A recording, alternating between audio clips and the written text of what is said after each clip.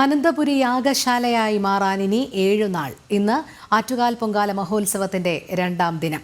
അമ്മയുടെ ദർശനം കണ്ട് സായുജ്യമടയാൻ ഭക്തജനസഹസ്രം ആറ്റുകാലിലേക്ക്. മാർച്ച് 13-ാം തീയതിയാണ് ചരിത്രപ്രസിദ്ധമായ ആറ്റുകാൽ പൊങ്കാല.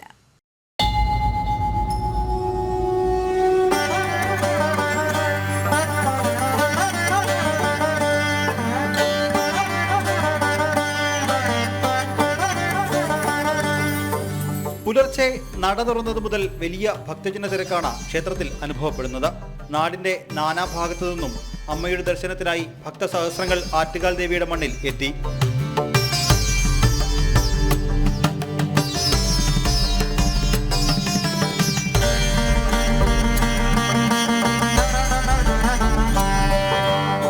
അമ്മ എനിക്ക് ഭയങ്കര വിശ്വാസമാണ്.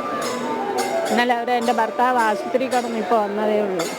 എല്ലാ വർഷവും വരും. 10 ദിവസത്തെ വ്രതം എടുത്താണ് ഞങ്ങൾ വരുന്നത്.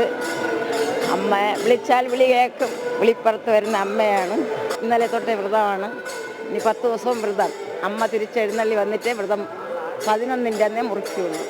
രാവിലെ 7 മണിക്ക് തോറ്റംപാട്ട് കലാകാരന്മാർ തോറ്റം പാടി ദേവിയുടെ വിവാഹത്തിനുള്ള ഒരുക്കങ്ങളെക്കുറിച്ച് വർണ്ണിക്കുകയും ആടകൾ ചാർത്തിയ ദേവിയെ സ്തുതിക്കുകയും ചെയ്യുന്നതാണ് 2ാം ദിനത്തിലെ തോറ്റംപാട്ട്. കഴിഞ്ഞ ദിവസമാണ് പൊങ്കാല ഉത്സവത്തിന് കൊടിയേറിയത്. വായ്ക്കുരവയും വാദ്യമേളങ്ങളും വേദമന്ത്രധ്വനികളും മുഴങ്ങിയ അന്തരീക്ഷത്തിൽ കാപ്പുകെട്ടി കുടിയിരുത്തൽ ചടങ്ങോടെയാണ് ഉത്സവത്തിന് ആരംഭം കുറിച്ചത്.